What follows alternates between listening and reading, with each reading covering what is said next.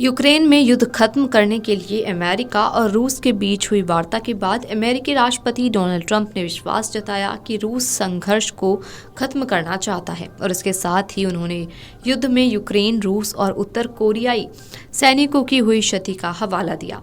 इस दौरान उन्होंने इस युद्ध को बेतुका बताया और बात पर जोर दिया कि ऐसा कभी नहीं होना चाहिए था। आपको बता दें कि रूस और यूक्रेन के बीच जारी संघर्ष को लेकर रूस और अमेरिकी अधिकारियों के बीच पहले दौरे की शांति वार्ता के बाद अमेरिकी राष्ट्रपति डोनाल्ड ट्रंप ने प्रतिक्रिया देते हुए कहा कि रूस बर्बरता को रोकना चाहता है और ये युद्ध पूरी तरह से निरर्थक है। वहीं युद्ध खत्म करने के लिए अमेरिकी अधिकारियों और रूसी प्रतिनिधियों के बीच वार्ता के बारे में पूछे जाने पर ट्रंप ने कहा कि वे बहुत अधिक आश्वस्त हैं और बातचीत बहुत अच्छी रही। मंगलवार को मारे लागो में कार्यकारी आदेशों पर हस्ताक्षर करते हुए ट्रंप ने कहा, रूस कुछ करना चाहता है, वे वहां चल रही बर्बरता को रोकना चाहते हैं। हर हफ्ते हजारों सैनिक मारे जा रहे हैं। रूसी और यूक्रेनी सैनिकों के अलावा बहुत सारे कोरियाई मारे गए हैं। बता दें कि रूसी विदेश मंत्री सर्गेई लावरोव ने मंगलवार को अमेरिकी विदेश मंत्री मार्को रूबियो और अन्य अधिकारियों के साथ बातचीत की, जिसमें यूक्रेन की स्थिति समेत कई मुद्दों पर ध्यान केंद्रित किया गया, जिसमें दोनों पक्षों ने संघर्ष को हल करने और इसके मूल कारणों को हल करने की प्रतिबद्धता व्यक्त की। इस मामले में अमेरिकी विदेश मंत्री मार्को रूबियो ने मंगलवार को कहा कि सऊदी अरब में 4 घंटे से अधिक की बातचीत के बाद अमेरिका और रूस 4 प्रमुख सिद्धांतों पर सहमत हुए। इनमें एक उच्च स्तरीय टीम की नियुक्ति शामिल है जो यूक्रेन में संघर्ष को खत्म करने के लिए बातचीत और काम करने में मदद करेगी, इस तरह से कि ये सभी पक्षों को स्वीकार्य है। बैठक के बाद अमेरिकी विदेश मंत्री मार्को रूबियो ने कहा कि दोनों पक्ष मोटे तौर पर 3 लक्ष्यों को आगे बढ़ाने पर सहमत हुए हैं।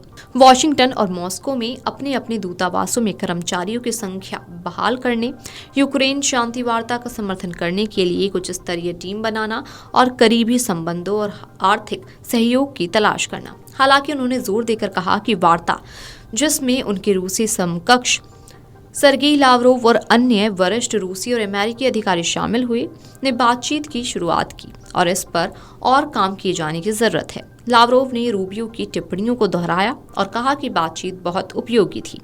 हालांकि यूक्रेनी राष्ट्रपति व्लादिमीर ज़ेलेंस्की जो चर्चा का हिस्सा नहीं थे, उन्होंने कहा कि यूक्रेन रूस के अल्टीमेटम के आगे नहीं झुकेगा और इस बात पर भी जोर दिया कि वे यूक्रेन की भागीदारी के बिना किए गए किसी भी समझौते पर हस्ताक्षर करने से इनकार कर देंगे। एक्स पर एक पोस्ट में रूसी विदेश मंत्रालय ने लिखा कि विदेश मंत्री सर्गेई लावरोव और राष्ट्रपति के सहायक यूरी उशाकोव ने विदेश मंत्री मार्को रूबियो, राष्ट्रीय सुरक्षा सलाहकार माइकल वोल्ट्स और मध्य पूर्व में अमेरिका के विशेष दूत स्टीव विटकॉफ के साथ बातचीत की। दोनों पक्षों ने रूस यूएस संवाद स्थापित करने पर सहमति भी जताई। यूक्रेन के राष्ट्रपति व्लादिमीर ज़ेलेंस्की ने रूस यूक्रेन युद्ध में शांति लाने की अमेरिकी राष्ट्रपति डोनाल्ड ट्रंप की पहल के बीच बड़ा बयान दिया। ज़ेलेंस्की ने कहा था कि अब समय आ गया है कि यूरोप की सशस्त्र सेना बनाई जाए। ज़ेलेंस्की ने साथ ही कहा कि रूस के खिलाफ उनके देश की लड़ाई ने साबित कर दिया है कि इसके लिए आधार पहले से ही मौजूद है।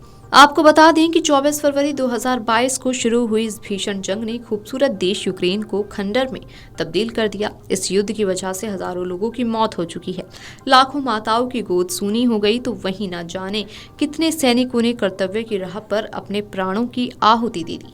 जारी इस युद्ध पर विराम कब लगेगा, इसका अंदाजा लगा पाना अभी मुमकिन नहीं है। Video desk अमरउजाला.com। अमर उजाला जीवांजलि के सारथी की मदद लें और महाकुंभ में स्नान जरूर करें।